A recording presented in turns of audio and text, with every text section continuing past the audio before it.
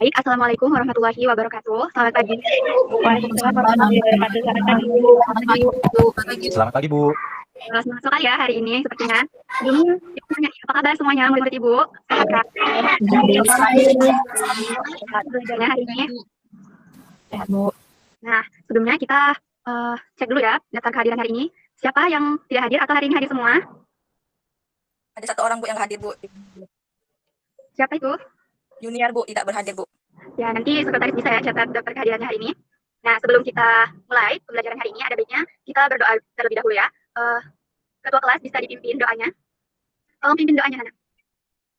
Nah, Ibu, sebelum kita mulai pembelajaran, maka baiknya kita berdoa dulu. Berdoa menurut kepercayaan masing-masing. Berdoa dimulai.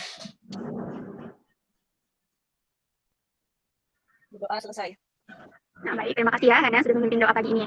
Nah, sebelum kita masuk ke materi pelajaran hari ini, Ibu mau menyampaikan dulu nih rambu-rambu atau teknis pembelajaran kita hari ini. Sebelumnya, Ibu harap semuanya peserta didik Ibu, murid-murid Ibu, mengaktifkan semua kameranya supaya bisa nampak wajahnya ya. Lalu, tidak diperbolehkan makan atau minum selama pembelajaran karena kita harus tetap fokus sama pelajaran kita. Atau jika mau izin, seperti kamar mandi dan lainnya, boleh izin terlebih dahulu ya. Nah, baik, langsung saja. Topik pembelajaran kita hari ini yaitu pengukuran dan besaran. Nah, adapun tujuan dari pembelajaran kita hari ini yaitu setelah kita belajar tentang pengukuran dan besaran, kita diharapkan murid-murid Ibu semua bisa menerapkan dan menggunakan konsep dari pengukuran beserta besarannya menggunakan standar satuan, serta juga dapat menyajikan hasil pengukuran dengan alat ukur yang sesuai pada diri sendiri. Selanjutnya, dapat menimbulkan sikap teliti dan juga disiplin serta tanggung jawab ya. Nah, baik, untuk pembelajaran kita hari ini, Ibu akan menampilkan sebuah video. Nah, dari video itu nantinya, kalian semua harus mengamati video yang ditampilkan, kemudian harus membuat pertanyaan dari video yang telah ditampilkan. Nah, dari pertanyaan itu nanti kita akan berdiskusi. Nah, kita tampilkan dulu ya videonya.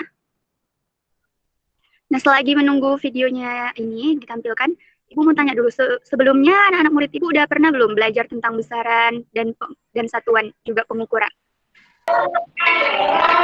Belum, Bu. Belum ya? Akhirnya satuan sistem internasional yang disepakati oleh seluruh negara di dunia. Apa aja ya kira-kira satuannya? Yuk kita pelajari. Sebenarnya nggak cuma Mesir yang punya satuan sendiri. Dulu, di Indonesia juga ada. Qubit itu kalau di bahasa Indonesiain artinya hasta. Terus ada yang namanya satuan jengkal. Panjang dari ujung jempol sampai ke ujung kamu. Ada juga yang namanya depan. Ukuran panjang dari ujung tangan kanan sampai tangan kiri kamu. Lain lagi di Inggris pada abad 12. Ada satuan panjang yang namanya yard, yaitu jarak dari ujung hidung ke ujung ibu jari pasangan di kaki. Lagi-lagi ukurannya dari bagian tubuh manusia ya. Yang pasti beda-beda kan setiap orangnya. Seiring dengan peradaban dan budaya manusia yang mulai berkembang, mulai ada hubungan antar negara untuk saling bertukar informasi, teknologi, jasa, dan perdagangan. Kita jadi butuh banget keseragaman satuan yang nggak bisa ditawar-tawar lagi. Akhirnya, muncul gagasan buat bikin satu jenis satuan untuk besaran-besaran dalam ilmu pengetahuan alam dan teknologi. Sekarang kita kenal sebagai Satuan Sistem Internasional atau SI, yang diambil dari sistem satuan di Prancis setelah revolusi Prancis pada tahun 1789. Besaran fisika adalah sesuatu yang bisa diukur dan dinyatakan dengan angka. Besaran yang paling dulu ditetapkan dalam satuan SI adalah besaran-besaran dasar yang disebut sebagai besaran pokok. Totalnya ada 7. Ada panjang yang 1 mm, massa satuannya kilogram, waktu satuannya detik, potensi listrik dengan satuan ampere, suhu satuannya Kelvin, jumlah zat satuannya mol, dan intensitas cahaya dengan satuan kandela. Tapi sebenarnya ada besaran-besaran lain yang biasa kalian ukur sehari-hari, kayak luas tanah kalian misalnya, atau volume air yang kamu minum dari gelas. Nah, besaran-besaran selain dari 7 besaran pokok tadi disebut sebagai besaran turunan. Karena besaran ini didapat dari beberapa satuan besaran pokok yang digabungin. Contohnya, luas adalah turunan dari besaran panjang. Karena rumus luas adalah panjang kali lebar. Berarti satuannya jadi meter dikali meter, sama dengan meter kuadrat. Selain itu, volume juga turunan dari besaran panjang. Karena rumusnya kan panjang kali lebar kali tinggi. Berarti satuannya jadi meter kali meter kali meter, atau sama dengan meter pangkat 3. Nah, sekarang, gimana sama besaran kecepatan? Coba kalian pause dulu video ini, terus tentuin sendiri turunan sama satuannya. Hasil dari turunan dan satuannya akan jadi kayak gini. Sama nggak kayak jawaban kamu? Oke, lanjut. Besaran fisika juga bisa dinyatakan dengan dimensi, yang dilambangkan oleh huruf tertentu di dalam sebuah kurung persegi ini. Tapi dimensi itu buat apa sih? Di fisika, ada 2 manfaat dari penggunaan dimensi. 1, kamu bisa pakai dimensi buat buktiin 2 besaran fisika itu setara atau enggak. Misalnya kayak usaha sama energi kinetik. Mereka sama-sama punya satuan yang sama kan, yaitu joule. Artinya, kedua besaran ini setara. Dan yang kedua, kamu bisa pakai dimensi buat nentuin satuan dari besaran turunan.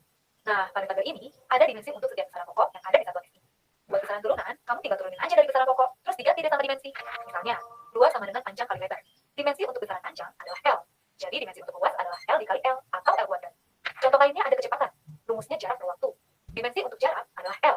Dan dimensi untuk waktu adalah T. Karena T-nya kita tarik ke atas, T-nya jadi pangkat minus 1. Jadi, dimensi untuk kecepatannya adalah LT pangkat minus 1. Setiap besaran pokok itu punya alat ukur buat mengukur nilainya. Kayak neraca buat mengukur besaran massa, dan stopwatch buat mengukur besaran waktu. Nah, di sini aku punya style. Jangka sorong, sama mikrometer sekrup. Ketiga alat ukur ini sebenarnya sama-sama buat mengukur besaran panjang, tapi yang bikin beda adalah ketelitiannya. Semakin kecil ketelitiannya, maka semakin presisi hasil pengukurannya. Yuk kita buktiin pakai 3 alat ukur ini. Misalnya kamu mau mengukur tebal HP ini. Pertama-tama kita coba ukur pakai mistar. Mistar punya skala terkecil 0,1 cm atau 1 mm. Cara mengukurnya kita tempelin aja si mistar ke HP-nya. Hasilnya adalah 0,8 cm. Terus kita coba ukur pakai jangka sorong.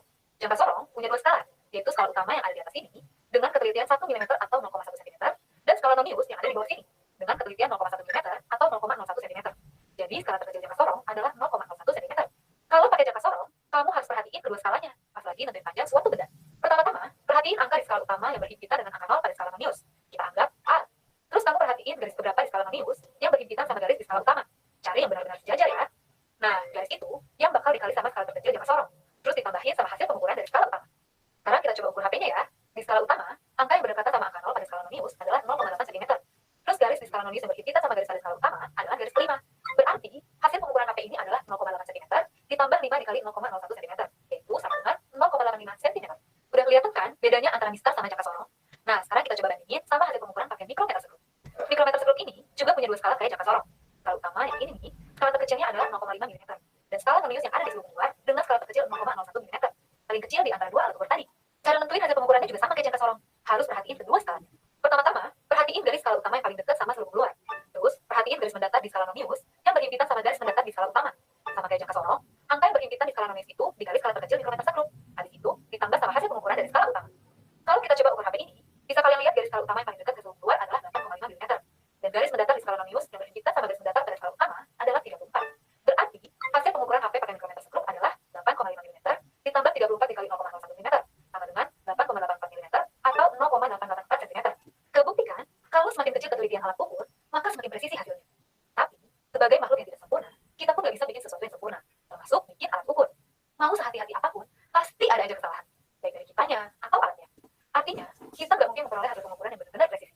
Makanya, ada format yang berlaku untuk melaporin hasil pengukuran, yaitu hasil pengukuran atau X0 plus minus ketidakpastian alat ukur atau delta X. Ketidakpastian yang biasa dipakai adalah ketidakpastian mutlak, yaitu setengah dari skala terkecil alat ukur. Misalnya di mistar, ketidakpastian mutlaknya adalah setengah dari 0,1 cm atau 0,05 cm. Ketidakpastian mutlak untuk jangka sorong adalah 0,005 cm. Dan untuk mikrometer sekrup, 0,0005 cm. Makin kecil ketidakpastian mutlaknya, makin akurat pengukurannya. Oke teman-teman, di video kali ini kita udah bahas tentang besaran dalam fisika. Mulai dari sejarah terbentuknya satuan sistem nasional atau SI. Di dalam satuan SI tersebut, ada yang namanya besaran pokok, yang dilambangkan oleh dimensinya masing-masing. Misalnya L untuk panjang dan F untuk massa.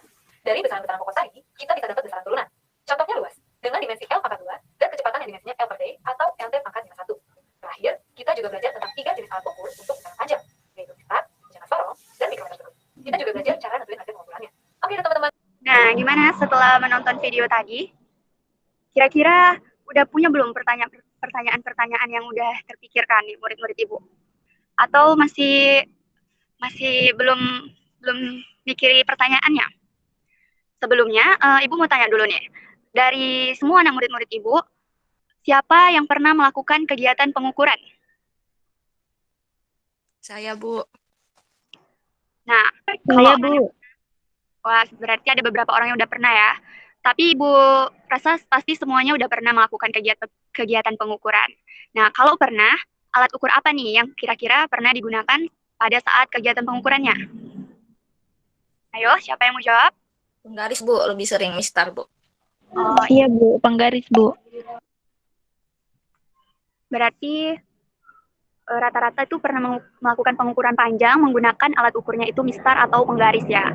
Nah, tadi kan sebelum menampilkan video, Ibu ada bilang nih, kalian temukan pertanyaan terkait dengan video yang ditampilkan. Nah, sekarang, siapa yang udah punya pertanyaan mengenai video yang ditampilkan tadi? Ayo, siapa yang sudah terpikirkan pertanyaannya? Kait dengan video pembelajaran yang sudah kita tonton tadi ya. Kalau belum ada yang punya pertanyaan, sekalian memikirkan pertanyaannya, Ibu akan memberikan LKPD, yaitu lembar kerja peserta didik. Nah, LKPD ini nanti kalian jawab ya. Tapi Ibu share dulu pengerjaannya nanti setelah selesai pembelajaran kita hari ini. Oke, kita share dulu di grup kelas kita. Sekalian memikirkan pertanyaannya ya. Nah, baik. Sekarang siapa yang mau memberikan pertanyaannya terkait dengan video pembelajaran yang sudah ditampilkan? Ayo, Hana atau Dinda, silakan. Atau yang lainnya. Nanti pertanyaannya kita diskusikan bersama. Ayo Hana, silakan berikan pertanyaannya terkait dengan video yang ditampilkan. Baik Bu, pertanyaan saya mungkin tadi di video mungkin nggak ada ditampilkan mungkin pengertian besaran gitu. Mungkin yang tadi ditampilkan di video itu hanya jenis-jenis besaran, misalnya besaran turunan gitu Bu. Saya ingin definisi dari besaran tersebut Bu. Nah, pertanyaan Hana berdasarkan videonya tadi, apa itu besaran? Apa itu definisi besaran? Nah, yang lain ada pertanyaan lain terkait dengan videonya? Izin bertanya, Bu. Antara besaran pokok dan besaran turunan, berarti yang kita gunakan yang uji sering itu besaran pokok ya, Bu? Berarti, Bu, besaran turunan itu diambil dari besaran pokok ya, Bu? Berdasarkan video tadi, Bu.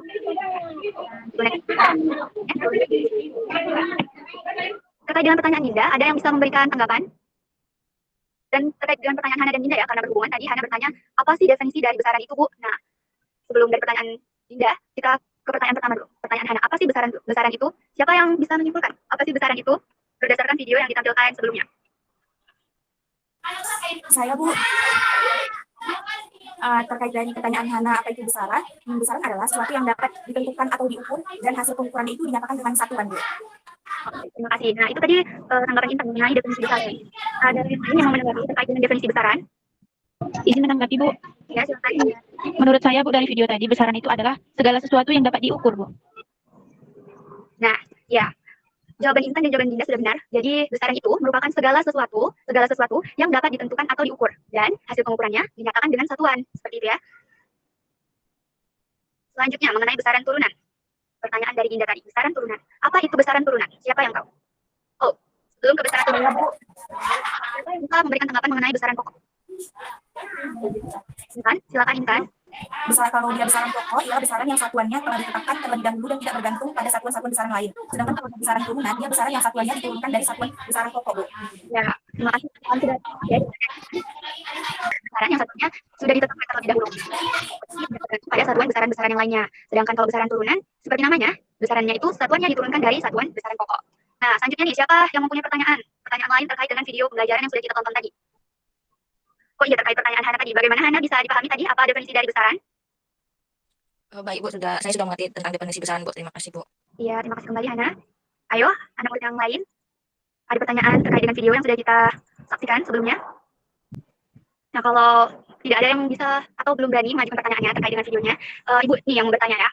Di video tadi kita udah tahu nih apa-apa aja sih besaran, definisi besaran itu, dan besaran itu tadi kan ada dua, ada besaran pokok dan besaran turunan. Nah, apa-apa saja sih besaran pokok? Nah, apa-apa saja? Siapa yang bisa memberikan tanggapan mengenai apa-apa saja yang termasuk ke dalam besaran pokok? Saya. Kan? Siapa duluan yang mau tadi? Oke, silakan Krisman. Apa saja besaran pokok? Baik Bu. Besaran pokok itu ada 7 Bu. Yang pertama panjang, yang kedua masa, tiga waktu, keempat buat perselisih suhu, 6 jumlah zat, dan ketujuh identitas cahaya Bu. Ya, baik, terima kasih tepat sekali ya dari Krisman. Ya, terima kasih ya Krisman. Nah, kita tahu berdasarkan jawaban dari Krisman bahwa besaran pokok itu ada 7. Ada panjang, masa, waktu, kuat arus, suhu, jumlah zat, intensitas cahaya, dan intensitas cahaya. Nah, dari besaran-besaran pokok tadi, siapa yang bisa memberikan tanggapan atau jawaban mengenai satuan dari masing-masing besaran itu? Tadi kan sudah ditampilkan di video. Nah, siapa yang bisa memberikan tanggapannya, jawabannya mengenai satuan besaran pada besaran pokok? Silakan. Saya Bu. Saya Bu. Silakan. Hana atau Intan, silakan. Siapa yang mau duluan? Hana, silakan Hana. Baik Bu, untuk satuannya pertama itu kan panjang, satuannya itu meter. Yang kedua masa, satuannya kilogram. Ketiga itu waktu, satuannya satuan. Yang keempat itu arus, satuannya ampere. Yang kelima suhu itu satuannya Kelvin. Yang keenam itu derajat, satuannya mol. Dan yang ketujuh itu intensitas cahaya itu satuannya kandela Bu. Nah, baik, terima kasih Hana. Selanjutnya, setelah mempelajari besaran pokok, tadi ada juga di video ditampilkan mengenai besaran turunan. Siapa yang mau memberikan tanggapan mengenai besaran turunan atau jawaban tentang apa-apa saja besaran turunan sekaligus satuannya? Saya Bu. Silakan Maria. Pada besaran turunan itu yang pertama volume, di mana volume memiliki satuan itu meter persegi. Yang kedua itu yang pertama ada luas dengan satuan meter persegi. Yang kedua itu ada volume dengan satuan meter kubik. Yang ketiga itu ada kecepatan dengan satuan meter per sekon. Selanjutnya itu ada kecepatan dengan satuan meter per sekon kuadrat. Kemudian ada gaya dengan satuan Newton. Selanjutnya yaitu usaha dengan satuan joule, dan yang terakhir itu ada daya dengan satuan watt Bu. Oh, baik, terima kasih Maria. Nah, tepat ya yang dibilang Maria, besaran turunan itu juga ada 7. Yang tadi ada luas, volume, kecepatan, gaya, usaha, dan daya. Nah, setelah kita belajar tentang besaran, selanjutnya tadi di video dibahas tentang pengukuran. Nah, pengukuran itu tadi ditampilkan ada yang pertama tentang pengukuran besaran panjang. Yang kedua ada pengukuran massa. Nah, siapa yang tahu tadi ditampilkan apa-apa saja alat ukur untuk mengukur besaran panjang? Siapa yang bisa memberikan tanggapan? Silahkan. Ada Bu. Ya silahkan ya. Alat ukur untuk mengukur panjang itu ada 3. Yang pertama Nah ya, tepat ya. Jadi alat ukur panjang itu ada mistar, jangka sorong, dan mikrometer skru. Nah, ibu tanya lagi nih, berapa sih skala pengukuran terkecil untuk mistar? Dan ketelitiannya untuk mistar itu berapa? Siapa yang bisa jawab? Ya, Saya, Bu. silahkan.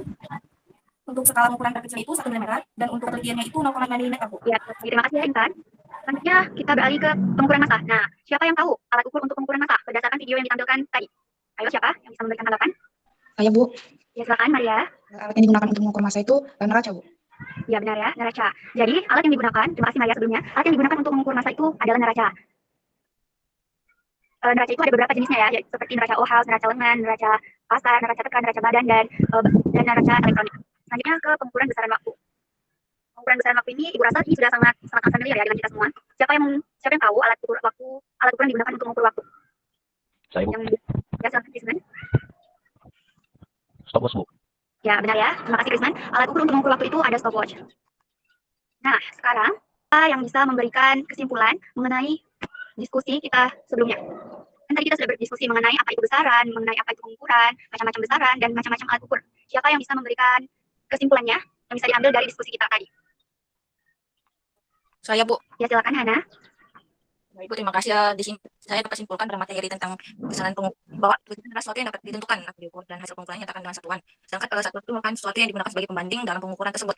Besaran kedua yaitu besaran pokok dan besaran turunan, di mana besaran pokok itu adalah besaran yang satuannya telah ditetapkan terlebih dahulu dan tidak bergantung pada satuan-satuan besaran lainnya.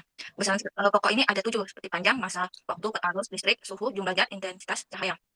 Itu besaran turunan, di mana besaran turunan itu adalah besaran yang satuannya diturunkan dari besaran pokok. Ada 7 besaran turunan, yang pertama itu luas, volume, kecepatan, gaya, usaha, dan daya. Pengukuran di mana pengukuran itu ada 3 pengukuran besaran panjang, pengukuran. Saya sampaikan, Bu. Oh baik, terima kasih Hana. Ya, bagus ya kesimpulan dari Hana tadi sudah mencakup secara keseluruhan mengenai diskusi kita. Nah jadi Ibu ulangi kembali ya, kita hari ini sudah belajar mengenai besaran dan pengukuran. Nah besaran itu sendiri terbagi 2, yang pertama besaran pokok dan besaran turunan. Selain itu kita sudah belajar mengenai pengukuran. Pengukuran itu ada 3 ya. Yang pertama pengukuran besaran untuk panjang, yang kedua besaran massa, pengukuran massa, yang ketiga pengukuran besaran waktu. Nah jadi Ibu harap semuanya murid-murid Ibu sudah memiliki pemahaman mengenai materi besaran dan pengukuran ini ya. Bagaimana? Apa semuanya bisa paham mengenai materi hari ini? Paham, Bu. Bisa, Paham, Bu. Nah, alhamdulillah ya kalau semuanya bisa menerima materi kita hari ini dan bisa memahaminya dengan baik. Baik. Mengenai materi besaran dan pengukuran yang sudah kita pelajari tadi itu kalau kita refleksikan ke dalam kehidupan sehari-hari kita, itu sangat dekat sekali ya dengan kegiatan-kegiatan kita. Kayak misalnya kita melakukan pengukuran, misalnya kita mau membuat rumah, kita kan harus melakukan pengukuran terlebih dahulu berapa lebar tanahnya, berapa tinggi rumah yang mau kita buat, seperti itu. Terus untuk besaran-besarannya kan kita sudah tahu, misalnya kita mau ini pintu nih, pintu ini tingginya berapa meter. Nah itu termasuk ke dalam besaran panjang kan. Untuk mengukur panjang kita menggunakan mistar misalnya. Mistar berapa meter yang mau dibuat pintunya, berapa lebarnya, seperti itu. Nah, kalau semuanya sudah paham, LKPD yang tadi sudah Ibu berikan, tolong dikerjakan, silakan dikerjakan, dan itu dikumpulkannya melalui Google Classroom kita ya. Di situ sudah tertera tenggat waktunya sampai kapan. Tolong dikerjakan dan dikumpulkan tepat waktu. Dikerjakan dengan sebaik mungkin ya. Paham anak murid Ibu? Paham, Bu. Paham, Bu. Oke. Nah, kalau begitu sampai di sini dulu pembelajaran kita hari ini mengenai materi besaran dan pengukuran. Untuk materi minggu depan kita akan belajar tentang pengukuran vektor. Nah, bukunya dibaca-baca, dicari juga referensi lain mengenai besaran vektor ya, anak-anak Ibu. Jadi saat masuk nanti kita sudah ada gambaran mengenai apa yang akan kita pelajari. Nah, demikian dulu pembelajaran kita hari ini. Kita akhiri sampai di sini ya. Jangan lupa tetap belajar, tetap semangat, tetap jaga kesehatan. Ibu akhiri sampai di sini. Assalamualaikum warahmatullahi wabarakatuh. Selamat pagi semuanya. Selamat pagi, Bu. Selamat pagi, Bu. Pagi, Bu. Terima kasih, Bu. Ya, sama-sama.